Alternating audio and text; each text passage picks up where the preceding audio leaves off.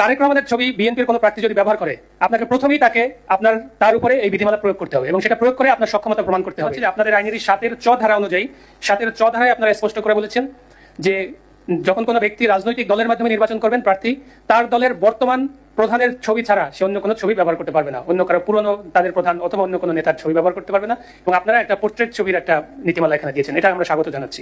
কিন্তু আপনাদের প্রথম টেস্টটা শুরু হবে যে, আমি নাম ধরেই বলি, বাংলাদেশ জাতীয়তাবাদী দল বিএনপির বর্তমান প্রধান হচ্ছেন ম্যাডাম বেগম খালেদা জিয়া।